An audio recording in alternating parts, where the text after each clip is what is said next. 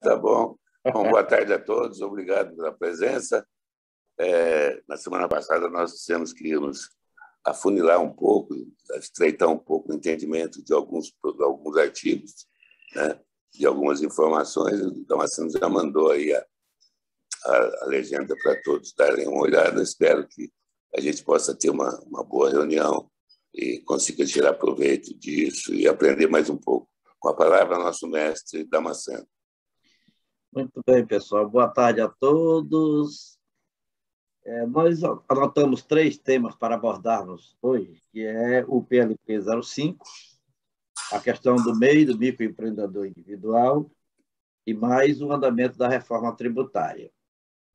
Em relação ao PLP número 5, que é a renovação dos nossos incentivos fiscais a partir do dia 1º de janeiro de 2023, nós tivemos ajuntada na Comissão de Constituição, Justiça e Cidadania, pela relatora Paula Belmonte, do seu parecer e voto.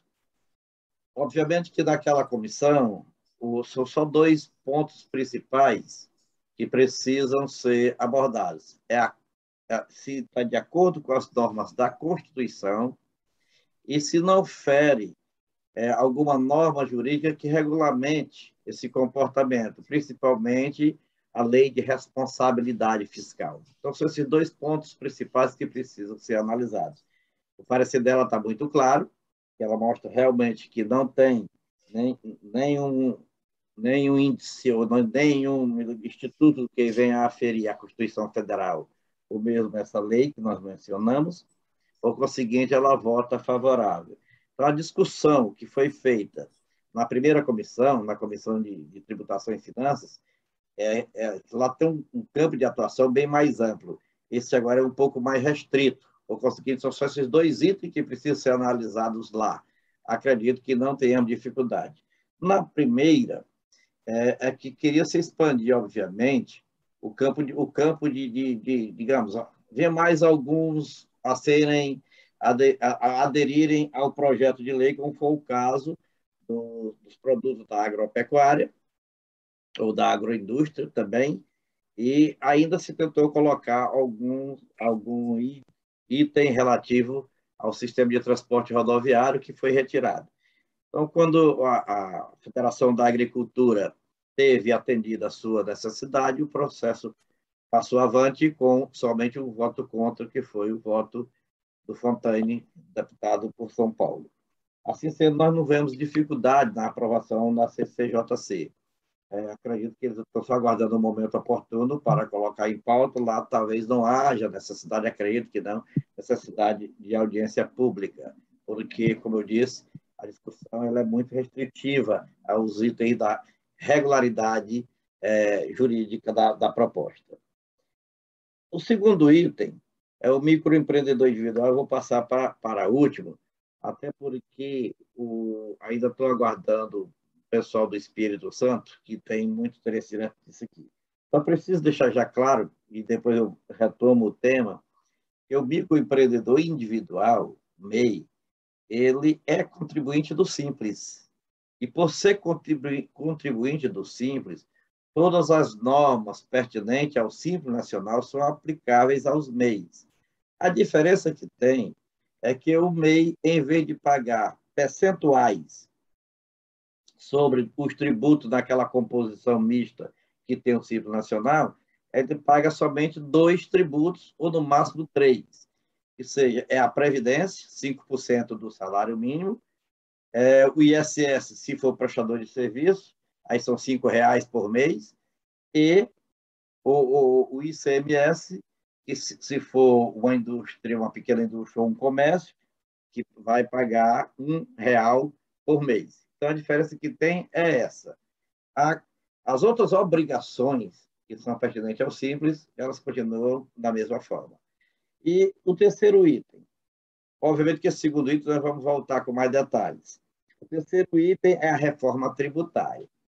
A reforma tributária, bem devagarinho, ela está andando. A PEC 110, o relator da PEC 110 é o senador do Maranhão, pelo Maranhão, Roberto Rocha, já realizou 3 debates, e agora há pouco, quando chegou o horário de eu entrar na nossa live, eu estava acompanhando o debate onde estavam presentes, participando, alguns senadores convidados, a Confederação Nacional da Indústria, a Confederação Nacional do Comércio e a Confederação Nacional da Agricultura. Então, estavam essas 3 confederações participando do debate da reforma. A PEC que está tramitando é a PEC 110, é aquela que eu sempre achei que seria um pouco melhor, porque é a que foi elaborada pelo Rauli. Então, essa PEC está andando, ele já fez uma reunião com os senadores, um debate com os senadores. Sexta-feira, dia 20, fez um debate com o ministro da Fazenda, o secretário-geral da Receita Federal, o representante dos municípios e os representantes dos municípios capitais. Então, o município capital e os governadores, os secretários de Fazenda do Estado. Então, falou pelo secretário de Fazenda do Estado, o secretário do Estado de Pernambuco. Aí tem o presidente da Associação Nacional dos Municípios, que falou pelos municípios de forma geral. E tem o prefeito de Aracaju, que representa as capitais, os municípios capitais. Então, qual é o negócio?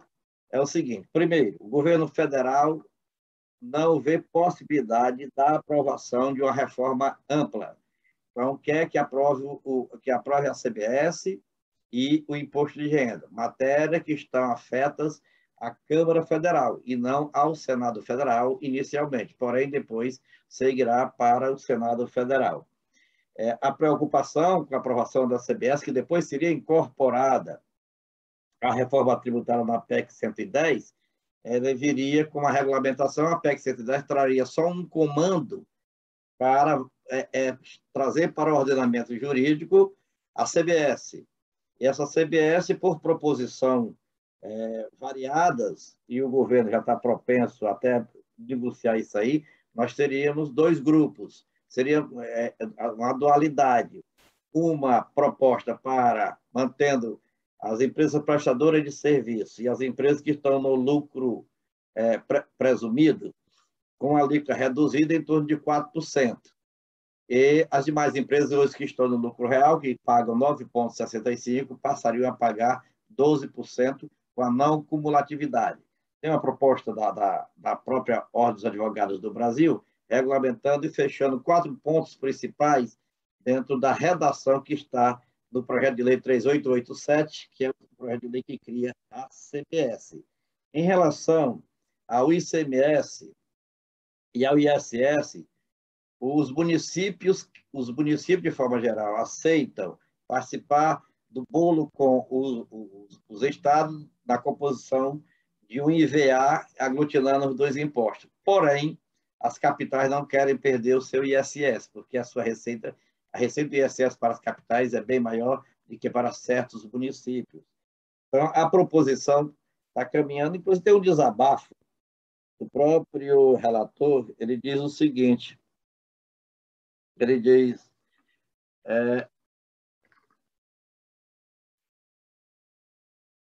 esse é quase o desabafo de quem está carregando quase sozinho esse piano durante 3 anos.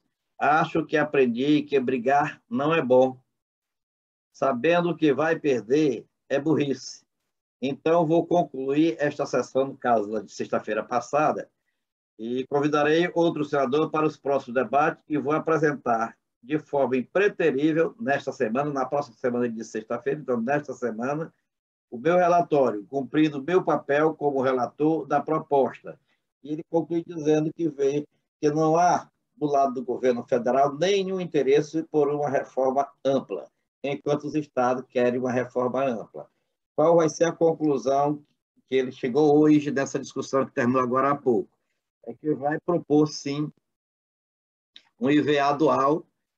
Desse IVA dual, ele aglutina 5 tributos federais, dentre eles o PIS e a COFINS, e o outro, o ISS e o ICMS, e extingue o IPI e cria um imposto seletivo.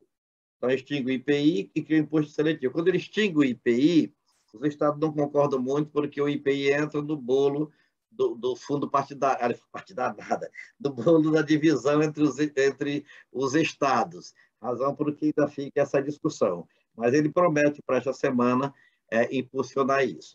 A questão maior que nós temos de acompanhar não é nem a tramitação, não é nem a tramitação no Senado Federal. Por quê? Porque a PEC ela modifica o ordenamento jurídico no que diz respeito à tributação nacional, mas toda ela vai precisar de uma lei complementar e de leis ordinárias para regulamentar. O problema maior e a urgência está na Câmara Federal, na reforma do imposto de renda, pessoa física e pessoa jurídica, e na criação da CBS, com a extinção do PIS e COFINS, porque esses dois aí, na Câmara, não exige mudança na Constituição Federal. Mudança através de leis infraconstitucionais, razão porque já vem regulamentando, enquanto a PEC 110 ainda vai exigir uma regulamentação. Esse é o momento crucial que nós precisamos ficar atentos. Na segunda-feira passada, nós comentamos sobre isso e que é necessária realmente uma ação nesse sentido, porque se passar uma modificação com a extinção do PIS e da COFINS, com a criação da CBS, numa alíquota de 10% ou 12%, o ministro disse que baixa para 10%, não tem problema, mas quer manter uma alíquota só. Isso vai trazer problemas sérios para quem está hoje no lucro presumido e para os prestadores de serviço que não têm insumos para abater. Então, o aumento da carga tributária é bem pesado. É preciso, então, que fiquemos bem atentos nesse sentido. O segundo item, eu retomo, já que o César e o Alexandre já estão na nossa tela. Sejam bem-vindos, César e Alexandre. Nós vamos retornar aqui à questão do microempreendedor individual. Nós estivemos conversando com alguém lá de dentro do próprio Concefaz sobre essa campanha indevida, sobre regulamentação, e é unânime no sentido de que o MEI, microempreendedor individual, ele é contribuinte do Simples Nacional. Então, ele, por ser contribuinte do Simples Nacional, ele segue as mesmas regras do Simples Nacional. O que é isso? Se produzir uma mercadoria e for vender para alguém que seja sujeita a AST, ele fica como substituto tributário e tem que reter o ICMS. Se ele vai comprar mercadoria de fornecedor que também está no regime de sujeito tributária, ele sofre a retenção na fonte do seu fornecedor como um contribuinte do Simples. Então, esse tratamento não foge porque a tributação não é dele. No momento, agora, ele pode optar para pagar o Simples através do CIMEI. Então, ao pagar através do CIMEI, ele paga um valor fixo mensal, que é aquele que nós já comentamos, que é 5% do salário mínimo para a Previdência, R$ 1,00 de ICMS se for microindústria ou comércio, e R$ 5,00 para o ISS se for prestador de serviço. Essa é a distinção que tem. No mais, as obrigações acessórias também são reduzidas, mas no mais ele segue as normas do Simples Nacional. Então, se algum órgão orienta no sentido, bote o Simples que você vai fugir da tributação, a orientação não está correta. Então, é preciso realmente que se faça um trabalho de conscientização no sentido dessas obrigações. Aquilo que eu comentei. Às vezes, incentiva você a abrir a empresa, você pagar um tributozinho pequeno, porque realmente hoje está R$ 60 para os contribuintes, para os prestadores de serviço, está R$ 60. R$ 5,00 de ISS e 55 para a Previdência Social, isento dos demais tributos. Então, ele paga isso, tem os mesmos direitos que tem um empregado no que diz respeito à Previdência Social. Mas só que tem um detalhe, recebendo ou não, tendo receita ou não, é obrigado a pagar esses R$ 60 todo mês. Por isso, o alto índice, mais de 80%, nos microempreendedores individuais existentes no país, estariam inadimplentes, estariam atrasados. Porque o trabalho de consciência se formaliza, sejam simples, você poderá tirar nota fiscal, você poderá gerar crédito, você poderá isso, aquilo, outro. Esquece de dizer, quando o empresário toma o serviço de um microempreendedor individual, ele tem que tratar esse microempreendedor individual como um autônomo para efeito da tributação do INSS, da Previdência Social, ou seja, 20% sobre o total da nota fiscal do MEI prestador de serviço. E mais ainda, você se formaliza, assume um compromisso até o dia que você continuar MEI, ganhando ou não ganhando, faturando ou não faturando, tendo ou não tendo de onde tirar qualquer receita. Então, a obrigação de pagar é essa. E esse trabalho é que precisa ser, na verdade, mais conscientizado. Bom, em termos de exposição dos 3 itens, são esses pontos que eu queria inicialmente trazer para o debate. E, obviamente, presidente Sandoval, eu lhe devolvo a palavra para o comando dos debates. Obrigado, doutor, aí, pela explanação, pela explicação. Ainda está... Desculpe, tem que botar a mão aqui. Ainda está assim, tudo na mesa, tem tudo para jogar. Quando eles instituíram o pagamento monofásico para bebidas alcoólicas e perfumaria, eles jogaram PIS/COFINS para vai de 11% a 12,5%, aí muda um pouquinho as categorias. Isso aumentou sobremaneira a arrecadação da União. Eles gostaram desse número, por isso que o ministro está falando aí que ele aceita 10, tomara que aceite. Mas eles já conhecem esses números nestes produtos específicos aí, que foi a contribuição monofásica de perfumaria, que foi conseguido pelo Cipatesp, aqui em São Paulo, né? E Sindicato das Indústrias Produtoras de Perfumaria e Cosméticos, né? E o ABPEC, a associação, eles conseguiram isso, o governo já está acostumado, o negócio é muito bom, monofasicamente entre 11% e 12,5%. Então, acho que esse número aí vai passar. Como você falou, é infraconstitucional a substituição do PIS e COFINS na base que você falou aí, né, dessa contribuição. Então, tudo está para acontecer, tem muita coisa para acontecer. E, como você mesmo disse, a gente tem que estar esperto, tem que estar alerta, ver o que vai desenvolver, o que vai para frente, o que vai andar e o que não vai. Vamos rezar aí para que eles façam da melhor forma, mas realmente tudo está na mesa, está tudo na mesa. Vamos jogar. Isso, essa linha de produto que tem a tributação do PIS e da COFINS de forma monofásica, a nossa faixa realmente mais ver que são os produtos seletivos, né? Ou quando eles lançam, esses 12% estão lançando para alimento, bebidas, perfumaria, higiene pessoal, limpeza. Então, é para tudo que você imaginar de produto, teria a mesma tributação. Aí passa a ser injusto, né? Porque são produtos com a margem de agregação muito menor do que essa linha que tem, que é de forma monofásica. Então, por isso é o cuidado que precisa ter. A proposta de divisão em 2 grupos, como hoje né? Por exemplo, nós temos um grupo que paga pela não cumulatividade e temos um grupo que paga pela cumulatividade. Então, a manutenção desses 2 grupos talvez atenda mais do que a proposta de unificação. Porque é a questão, isonomia, ela só é o tratamento igualitário, ele só se pratica de forma isonômica e justa se tratar desigualmente os desiguais. Se tratar igualmente os desiguais, faz uma penalidade. Né? Então, é uma judiação, como se diz.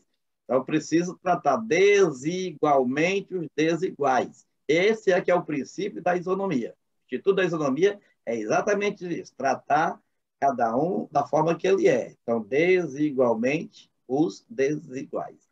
Se assim fizer, melhora. Não, tratar igualmente a todos, não. É aquela mesma história do imposto, da tributação sobre as grandes fortunas. O que é grande fortuna? Né? Então, é muito relativo o que é grande fortuna. Para o agricultor nordestino, 10 mil, 15 mil reais é uma fortuna enorme.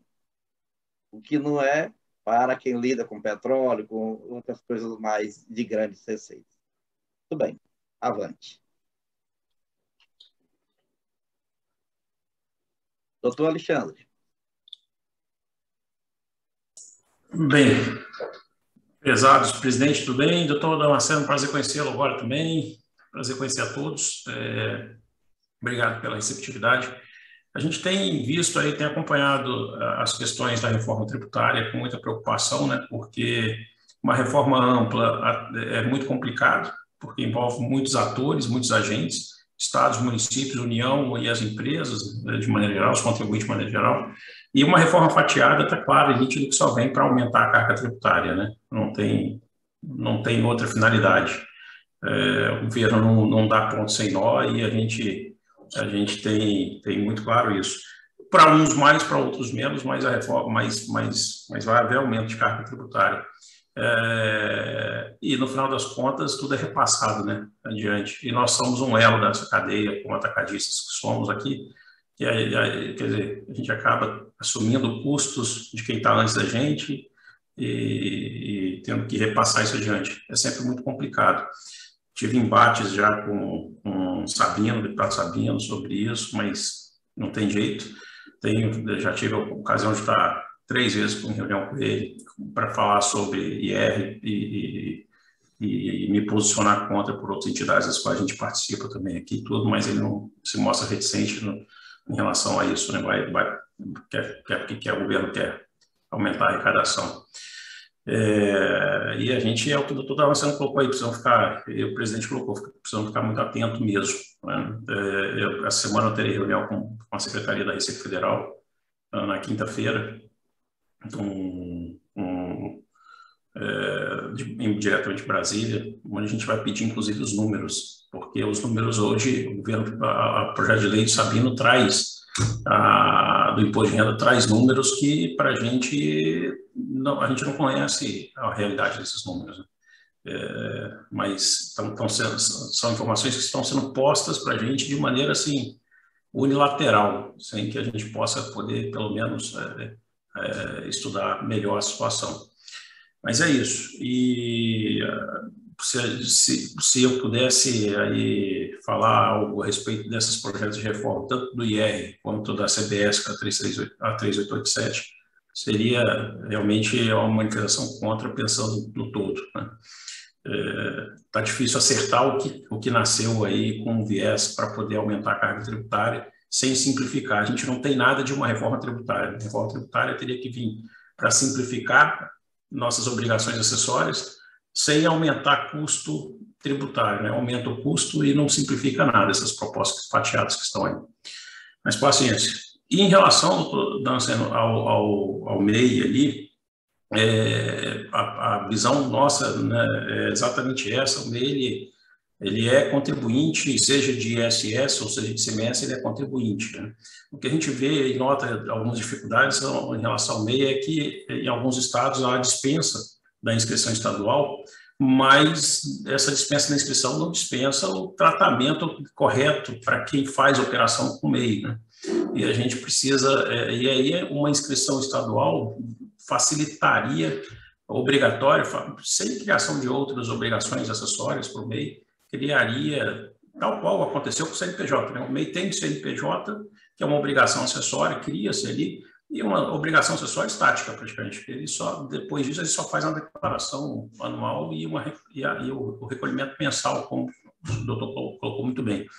Uma inscrição estadual de cunho obrigatório para os MEIs, que sejam comerciantes, que sejam contribuintes de ICMS, seria muito importante para normatizar e trazer transparência para quem transaciona com o MEI e deixar muito claro, até para a própria Secretaria da Fazenda, que ela tem hoje dificuldade em fiscalizar o MEI, né?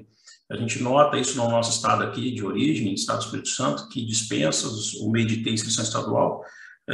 O MEI ele passa despercebido pela Secretaria da Fazenda e o que a gente observa é que acontecem alguns abusos. Não vou dizer que é regra, mas acontecem alguns abusos que a Secretaria da Fazenda não consegue identificar justamente porque ela não tem base de dados para identificar isso. A gente vê aí situação de MEI, são 3 MEI, 4 MEI, né, de uma mesma pessoa que usa o seu CPF para abrir um CNPJ, ele coloca o CPF da esposa para abrir outro MEI, da filha, do filho, do cunhado com o cunhado, e comercializa ali muito mais do que deveria comercializar, porque não tem nenhum controle efetivo, pelo menos no nosso estado aqui de origem, aqui que é o Espírito Santo. Então, se a gente pudesse contribuir de alguma forma aí com o Concefaz ali, seria no sentido de mostrar o seguinte: dá para criar isso da mesma forma que foi criado o CNPJ específico para o MEI, sem nenhuma burocracia com a Receita Federal, criar uma inscrição estadual com a Secretaria de Fazenda, para quem é o MEI que tem atividade relacionada de comércio ou indústria ali, não é, no cartão CNPJ, seria algo que já levaria para a Secretaria de Fazenda uma base de informações para ser fácil começar a olhar o seguinte: quantos MEI tem naquele endereço, com aquela atividade, então, para poder fiscalizar mesmo. Para o comerciante, atacadista, que vai fazer venda para ele, ou que vai transacionar com ele ali, né, qual o tratamento tributário que tem que ser dado? Olha, tem inscrição estadual, já de pronto já fica claro que não é uma operação para um destinatário final, uma operação para um comerciante, então tem que fazer ST na operação com ele, né? Então, tudo isso ajuda muito, facilitaria muito no dia a dia, então por isso que a gente entende que seria aí um passo importante criar via Concefaz, conscientizar o Concefaz, no sentido de se criar a obrigação de se ter uma inscrição estadual para o MEI, nada além disso, junto com o CNPJ, né? Sem complicar outras obrigações, sem criar outras obrigações acessórias, entende? Só algumas observações que a gente coloca aí. Muito bem, doutor Alexandre. Deixa antes de mais nada, eu queria apresentar também, agradecer ao doutor Alexandre Ferretti estar participando conosco aqui. O doutor Alexandre Ferretti é nosso consultor tributário aqui no SINCADS, participa da Unesc através da Abras, junto com o doutor Alessandro De Simone, e ele faz parte do SINCADS Tech na área tributária, que coordena todo o nosso trabalho aqui no Espírito Santo. Então, obrigado, doutor Alexandre, pela sua disponibilidade. A gente tem discutido internamente muito essa questão do MEI. Já conversamos com o secretário da Fazenda e o Espírito Santo é um dos poucos estados que ainda não colocou a inscrição estadual no MEI, e estamos trabalhando aqui internamente para que o Espírito Santo já o coloque e crie essa segurança jurídica para a parte comercial do setor atacadista e distribuidor, obviamente considerando o MEI como um comércio, né? Então, só umas considerações aí para a apresentação do doutor Alexandre, que eventualmente estará conosco aqui nesse debate, que vai contribuir muito aqui conosco. Obrigado. Eu que agradeço a oportunidade de estar aqui e fico à disposição do grupo. Eu tenho uma empatia muito grande por entidades, porque a gente sabe o tamanho do esforço que as entidades fazem para poder defender os interesses dos seus associados, filiados, esse tipo de coisa a nível estadual e nacional. Então, para mim, é sempre um prazer estar junto com os senhores aí. Prazer é nosso, Alexandre. Seja bem-vindo. Só para você ter ideia, nessa pequena tela que nós estamos aqui nessa sala, nós temos o Paraná, Santa Catarina, São Paulo, Minas Gerais, Paraíba, Ceará, Roraima. Aí você vai vendo aí, tem gente de do Brasil quase todo. Mas eu vejo, pelo tema abordado, que o Estado que não está exigindo a inscrição está fugindo até da norma da criação do MEI. Né? Mas é possível, sim, se trabalhar em cima desse tema, levando isso aí. Eu, quarta-feira, tenho uma reunião no Conselho de Defesa do Contribuinte do Estado de Ceará, que eu tenho a honra de presidir. E o vice-presidente da Secretaria da Fazenda, antes era a doutora Fernanda, que é a atual secretária da Fazenda. Eu vou, passando, abordar esse tema com ela, para ver se nós podemos encaminhar de alguma maneira, formalmente, para o Concefaz, matéria nesse sentido. Eu acho que isso é possível, sim. E nós vamos abrir esse canal de comunicação para essa interlocução, visando exatamente trazer fechar essa lacuna. E eu acho que isso é possível se fazer. Doutor, se me permitir, eu posso até me colocar à disposição para fazer a proposição de um texto aí, submeter ao seu crivo aí um texto, um ofício, né, que eu possa estar reunindo algumas informações e passando para o doutor, aí o senhor avalia se aproveita alguma coisa do que eu fizer ou não, mas eu me coloco à disposição para fazer, para evitar trabalho aí. Não tenho dúvida, pode encaminhar que eu estou nas providências. Tá, então vou anotar aqui. Tá bom. Vou anotar aqui para poder preparar aqui o material. Deseja falar, doutor Fernando? Eu vou escrever o e-mail aqui no chat. Tá ótimo. Olha, o assunto foi muito bem abordado, né? Pelo doutor Damasceno, pelo doutor Alexandre, né? O César também, né? De maneira que não tem nada a ser acrescentado. E o que puder colaborar também aí nessa atividade fica à disposição dos senhores. Obrigado. O César, talvez seja, doutor Damasceno, talvez seja até interessante, eu vou olhar, porque a gente tem muita experiência da nossa base aqui, né, do nosso estado, mas seria interessante até a gente ver quais estados estão dispensando ainda. Eu vou buscar essa informação para a gente poder trazer essa informação para o doutor Damasceno. Okay. A gente traz essa informação junto aí. Muito bem. Em relação ao que foi colocado sobre a reforma tributária, houve uma crítica do ministro da Fazenda, dizendo que as propostas, tanto a 110 como a 45, e ele também justificando porque que abandonou a 45, estava com o Rodrigo Maia lá defendendo, do Baleia Rossi, e com o Agnaldo como relator, que por a questão da criação de um fundo. E ele se apegou muito ao fundo, e estava sendo proposto para... eram 2 fundos, um para cobrir as exportações e outro para cobrir a questão das regiões menos favorecidas ou mais pobres. Mas os estados já entraram num consenso de que esse fundo é criado por verba deles próprios, ou seja, vamos considerar o ICMS, que muda de nome para IBS, então ele seria tirado do próprio IBS e criado esse fundo entre eles, mesmo para a administração deles próprios. Não entraria o governo federal. Então, essa crítica da criação do fundo, que a União bota a dificuldade de trazer os tributos federais para dentro da reforma em virtude disso, que não quer mais conceder nada. Então, isso já está superado na reunião que ocorreu semana passada entre os estados, principalmente do Concefaz. A reforma avançou mais um pouco.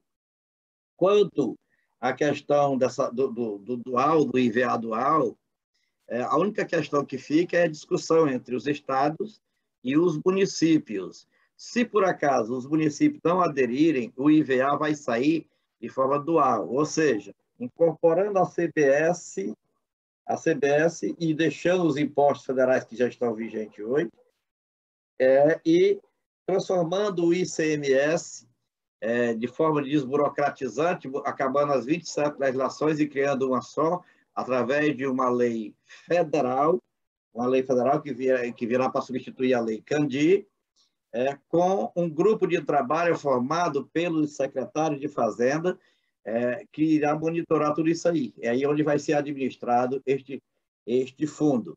O período de transição, que está previsto de 5 ou 10 anos, pessoal, aí onde está a questão do nosso PLP 05/2021. A transição seria em menos de um ano, ou seja, a reforma entraria na Constituição, digamos, no ano seguinte já seria regulamentado, no outro ano já estaria em vigor, ou seja, nós teríamos, se essa PEC passar este ano, nós teremos o ano de 2022 entra em vigor em 2023. Se nós não tivermos o nosso PLP aprovado para 2023 ainda estarmos com os benefícios fiscais que seriam preservados, os benefícios caem por terra. Então, essa correria agora, estão trabalhando nas 2 casas parlamentares, na Câmara Federal e no Senado Federal, faz com que nós nos apressemos para a aprovação do nosso PLP. Razão porque ele está já em regime de urgência, regime de prioridade, e como tal, ele tem preferência a outros projetos semelhantes. Então, é isso que nós precisamos realmente ficar atentos. Mas o importante mesmo, na minha opinião, o momento do cuidado maior é com a questão da CBS. Em relação ao imposto de renda, o argumento do ministro é no sentido de que é o seguinte: ora, você vai descapitalizar a empresa, você vai ter que escolher, porque reduz a carga tributária da empresa, e se você descapitalizar a empresa, você tirar o lucro para si, é que você vai pagar os 20%. Se você não tirar, não paga esses 20%.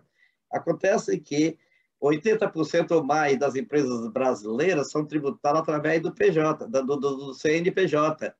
E a distribuição de lucro ela é uma forma de você valorizar o capital humano do empreendedor, né? Ou seja, o seu trabalho lá, ele ganha, ele retira pouco pro labore para receber o lucro. Então, basicamente, confunde o dia a dia da empresa com o dia a dia do empresário, razão porque se criou a figura da tributação através do lucro presumido.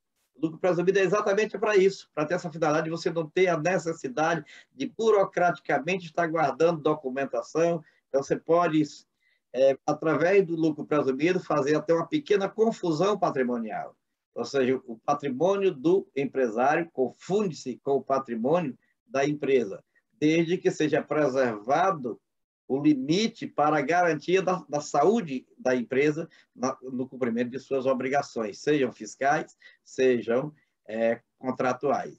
Uma vez que você não leve a condição de insolvência, então pode ocorrer a confusão patrimonial. A figura de confusão patrimonial é quando mistura o direito do CPF com o direito do CNPJ, ou seja, o patrimônio do CPF e as obrigações do CPF com as obrigações do CNPJ. Mas isso só é prejudicial quando a empresa entra em estado de insolvência. Nós temos muitos empreendedores brasileiros que o primeiro dinheiro que ganha é para comprar um carro importado ou comprar o iate, e a empresa fica quebrada. Então, é empresário rico, empresa pobre. Aí, nesse sentido, a confusão patrimonial traz outras consequências. Enquanto isso não ocorrer, a confusão patrimonial é permitida desde que você esteja no regime de lucro presumido. Lucro real não dá, não pode. Então, é essa a colocação dele. Então, ele quer o quê? Tributar a distribuição de lucro para que a empresa fique fortalecida. E a tributação da empresa cairia dos 34% hoje para 24%, 23% e pouco por cento. E é dentro da faixa que é a tributação na OCDE. É mais ou menos o que os argumentos que eles estão levando para a discussão com os deputados e senadores. Algum comentário sobre esse tema? Se me permitir, doutor. Por favor. Assim, nos embates que eu tive com o Raul, com o deputado Sabino, ele fala exatamente isso, né? Ele vem com esse mantra, né? Não quer pagar imposto de renda, não distribua lucro.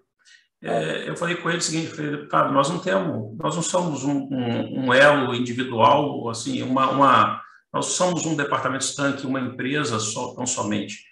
Nós temos que pensar aqui como um todo, né? Nós temos que pensar da indústria para o atacado, para o varejo, para o prestador de serviço, para todo mundo que está antes da gente. E o que a gente percebe claramente é o seguinte, vamos lá, empresas de locação, hoje a gente tem, aqui é muito comum, nós temos imóveis alugados. Hoje nós não temos, muita empresa fez o que os bancos fizeram na década de 80 e 90. Nós passamos a fazer o quê? Botar o dinheiro do imobilizado para circular a mercadoria, e passamos a alugar imóveis de terceiros. Esses terceiros alugam através de pessoas jurídicas. O que vai acontecer? Eles não vão deixar de retirar seu lucro, vão fazer o que vão retirar seu lucro, vão ser tributados, vão querer repassar no custo de uma locação para a gente que aluga imóvel, né? Aí eu estou falando de indústria, atacado, comércio de maneira geral, não tem jeito. Prestador de serviço, é nítido isso. Eu posso falar aqui de cadeira, que eu sou prestador de serviço. Minha carga tributária aqui, quando eu quero fazer, quando eu vou precificar alguma coisa aqui, eu adiciono minha carga tributária no preço, e eu adiciono por dentro. Não tem jeito, eu vivo de lucro, ninguém está aqui para fazer filantropia, entendeu? Não tem isso, né? A OAB nos proíbe de mercantilizar a advocacia, não sei o que, mas a advocacia é assim. Os contadores fazem isso também, precificam, levando em consideração os custos que terão. E vai ser um custo só, e a mais que será suportado pelo pessoal, o pessoal vai acabar repassando de alguma forma, falando de maneira muito objetiva e sem filtro aqui, né? A gente está no fórum que a gente pode... Então, assim, eu falei com o Sabino, eu falei, doutor, você está passando números para a gente que a Receita Federal tem a base disso, para a Receita Federal, para o governo propor isso daí, porque sabe que vai aumentar muito a arrecadação, porque o pessoal não vai deixar de distribuir, pode inibir um pouco a distribuição, mas não vai deixar de distribuir, né? E 20% de tributação do dividendo contra 10% de redução, o efeito é muito pequeno da redução perto do que vai haver de aumento da arrecadação. A começar, porque se a gente tivesse bases iguais, no lucro real a gente tem, né, tudo bem, mas no lucro presumido, reduzir 10% do imposto de renda sobre a presunção do lucro e aumentar 20% sobre todo o lucro distribuído, a diferença é muito grande. Então, nós estamos falando... 10%. Exatamente. Então, assim, é uma situação que o governo está mirando mesmo isso, e a gente, assim, eu fico vendo que há uma manifestação geral das entidades contrária, né, a essa reforma do imposto de renda. E eu não sei se, de fato, parece que o governo está querendo enfiar a goela abaixo nosso, isso daqui, e vai passar, pelo jeito, porque o presidente da Câmara não quer contrariar o governo, vai botar em votação, adiou, mas já deixou claro que vai botar em votação. O governo quer passar, e é uma proposta que, a princípio, deixa quem está na oposição do governo, deixa até um pouco satisfeito, né? Porque jogar a conta nas costas dos empresários e empreendedores do Brasil é fácil, e quando se fala de lucro, então, né? E num país em que parece que tributar lucro, parece que auferir lucro aqui é algo imoral no Brasil, né? Então, a gente fica numa situação de vulnerabilidade hoje.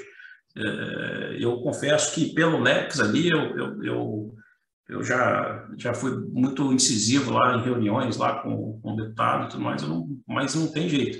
Senão, talvez o tempo da diplomacia com o governo e com os deputados e o legislativo parece que está passando, e eles vão aprovar enquanto a gente ficar na diplomacia. Se a gente não bater o pé e propor alguma coisa que seja viável para, né, a gente, ou mesmo propor, se não tem nada viável, propor que não passe do jeito que está, né? Então, talvez aí uma união de forças a nível nacional aí de todas as entidades para poder bater oficialmente contra, e é uma coisa que parece que não é inevitável hoje. Eu cito o seguinte, a declaração do senador relator da PEC. Hoje ele dizendo que ele poderia muito bem hoje estar no Maranhão trabalhando nas bases dele, mas ele estava em Brasília cuidando da PEC 110, está perdendo espaço para os concorrentes eleitorais dele na base. Ele vai fazer o relatório dele essa semana, possível de pau e pedra, e vai entregar. Ok. O Sabino disse a mesma coisa, que já quis entregar há bastante tempo, mas quer se ver livre da PETEC. O mesmo relator, que eu esqueci o nome, que é o relator do 3887, que é da CBS. Na mesma figura. Então, e mais um detalhe. O discurso do imposto de renda em modificar a tabela da pessoa física e em dizer que está tributando não a empresa, mas o lucro da empresa, esse discurso é bom para a população, é fácil de vender, é muito fácil de vender. Então, é isso que eles estão fazendo. Então, essa questão do imposto de renda, eu considero aprovada. Eu não vejo como não passar do jeito que já propuseram aí, com a redução proporcional de 15%, era 15%, passa, parece que para 8,5%, né? 7,5%, uma coisa assim, e os 10% do excesso permanece, e os 9% da contribuição social sobre o lucro caiu em 1,5%, cai para 7,5%, que de 9% cai para 7,5%. Feito isso, o resto passa. E é isso que eles estão propondo. A relatoria do Sabino já é nesse sentido. Então, eu não vejo como não passar. Por isso que eu digo, nós temos que nos apegar a pequenos detalhes. Primeiro, a questão da CBS. Essa é mais cruciante, porque passar de 3,65 para 12, não tem quem suporte. Não tem quem suporte. Então, esse pessoal do serviço e do lucro presumido é preciso ver nesse sentido. Existe a proposta da OAB, mas só para as sociedades de profissões regulamentadas. Mas que não resolve, né? Não resolve não, porque tem muita empresa comercial, muita empresa... Locação de serviços, locação de bens, plano de saúde que todo mundo contrata, as empresas que contratam, nós somos obrigados a contratar para funcionários, tudo isso vai ser repassado no custo, não tem jeito. Então, não tem assim, jeito. Não tem jeito. Vai ser repassado. Então, assim, infelizmente.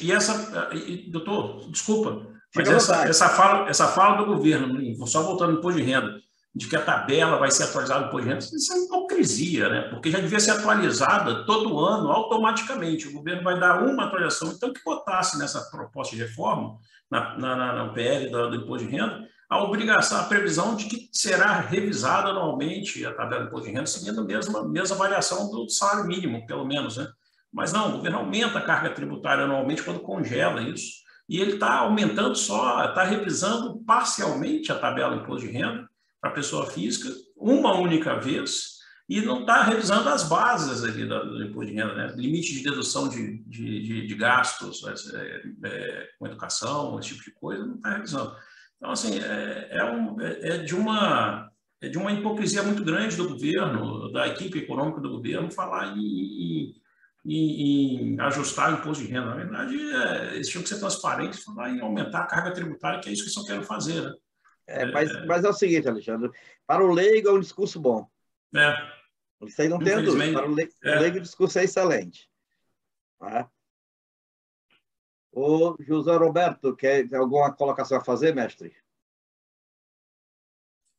Não, estou aprendendo aí com as autoridades aqui, porque, nossa, só dá dor de cabeça. Ainda semana passada, lá em Florianópolis, brigando por uma questão estadual do ICMS, né, que precisa lá ajustar para manter a competitividade do distribuidor local. Graças a Deus, conseguindo convencer o secretário da Fazenda e vamos em frente. Mas ele mostra muita preocupação aí, né, na conversa assim, que nós tivemos informal, porque nós temos um fórum lá. Graças ao bom Deus, esse líder do fórum é um deputado que também é empresário. Então, como diz o presidente Valmir Miller aqui, é muito bom quando você não precisa desenhar, né? Os doutores aí falaram há pouco, né, que para o leigo, né, muitas vezes é vendido uma coisa. Mas eu acho que tem a via contrária, quando você tem que convencer um político sobre uma questão, porque ele acha muitas vezes que a gente está só chorando. E aí você vai lá com os argumentos de que aquela ação, aquela alteração, muitas vezes vai ser extremamente danosa para o segmento. Então, a gente tem que estar muito vigilante, né? Mas nós também temos nossas limitações. Mas, graças a Deus, eles têm bom senso e quando a gente vai lá com argumentos, com fatos e dados, temos conseguido convencê-los na questão do ICMS, né? Que sempre impacta muito as atividades. E confiamos muito aí no fórum da ABAD, né? Que tem o senhor também presente, doutor Damasceno e demais especialistas, para que a gente esteja vigilante, né, com as inúmeras dificuldades que são colocadas todo dia, né, quando deveria ser o contrário, né, uma simplificação. O senhor falou aí da reforma tributária, nós trouxemos até no final de 2019, trouxemos o ex-deputado, né, aqui para Santa Catarina, o deputado Darcy, inclusive, né, trabalhou muito forte, trouxe também a outra proposta, mas a gente vê que as coisas se arrastam, não se resolvem, não se ataca o problema central. É muito difícil, o nosso país, por ser continental, é muito difícil, né? Porque às vezes uma ação que beneficia uma região prejudica a outra. Então é um eterno desafio, né? Mas estar atentos. Eu vou te falar o seguinte, eu sou da prática seguinte, eu sou daquele tempo de se falar que em time que se ganha não mexe. O problema é que o Brasil não está ganhando, então a gente precisa mexer. O problema é que a gente não tem espaço para mexer e correr o risco de errar mais do que já foi errado no passado. Então, eu diria que hoje, com todos os números, com todos os argumentos que eu já vi sendo apresentados para o governo e para os nossos parlamentares, eles estão muito focados em votar o PL do imposto de renda. A CBS vai ser a próxima, e é o que o doutor Damasceno está colocando, é mais um ponto de preocupação. Por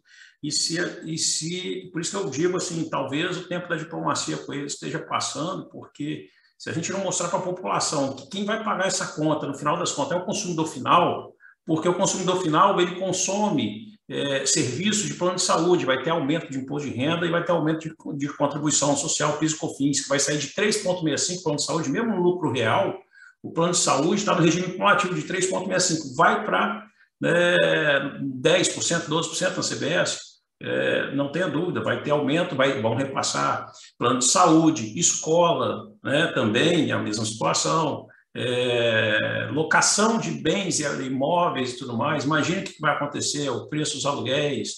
Então, tudo isso vai ter um reflexo que, no final das contas, que vai pagar a população. Né, nós somos agentes arrecadadores. No primeiro plano, a gente paga, né? Mas no segundo plano, a gente age como agente arrecadador do governo. E como tal, nós vamos ter que, assim, repassar isso adiante, todos nós. Estamos falando serviço, comércio, indústria e tudo mais.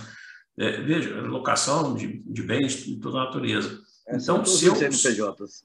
São todos CNPJs. Então, assim, tempo da diplomacia, para mim, com o pessoal ali, está passando. Acho que enquanto a gente não conscientizar a população, e a população, ela é cega com relação a isso. Nós temos uma lei do tributo, da lei do imposto na nota, que veio aí para a criação da obrigação do varejo de informar na nota fiscal o valor aproximado dos tributos, que nem o consumidor observa aquilo lá, né, para efeito de saber ali quanto ele está pagando. Veio com o objetivo de trazer transparência e permitir que o contribuinte faça, o consumidor faça cobrança, o cidadão cobre dos governos um retorno desse dinheiro todo que é arrecadado, né? E a gente nota que o consumidor comum, ele não está aí, ele não se sente contribuinte.